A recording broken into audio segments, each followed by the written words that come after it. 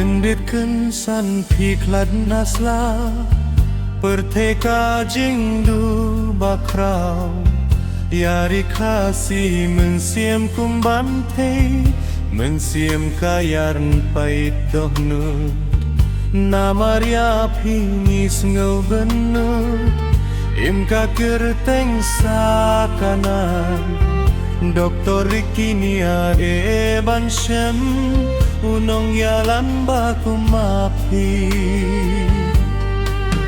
Dienje jongpi Nakabinta kari khasi Kinsa kyun mau pateng hangi Min siem rang bakadon hapi Jinge kajait penri upi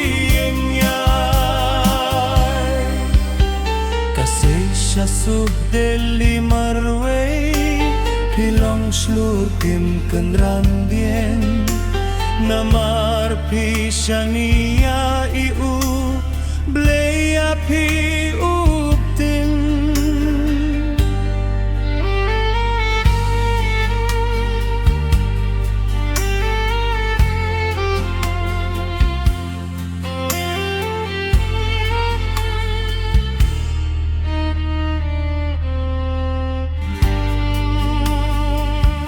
Kyndit tret baro kari khasi Marsien benaba pila Klat hakane kasngini nenting Feb kandei jang sas kandei Kasngi sajing ken mau syarta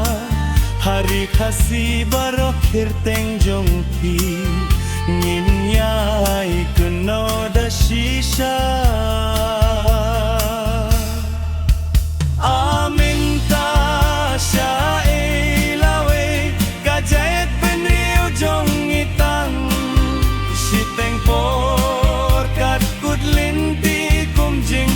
Niu nangi tiklat kumpi hare ingin shem shonong in wa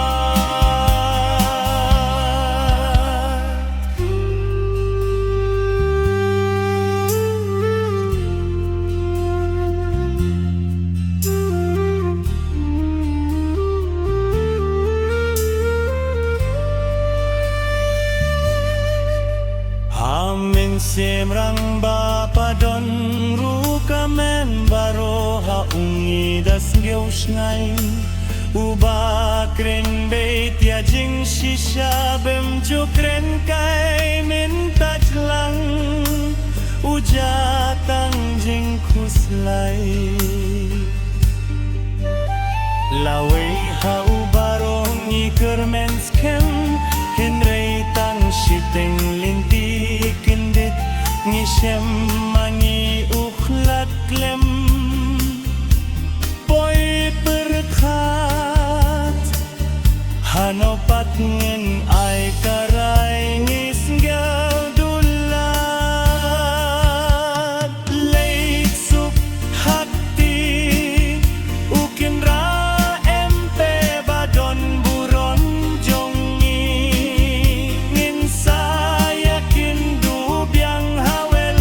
kasngi Khatu ngibu kikintin singgavlem Nakajat bin riu kabri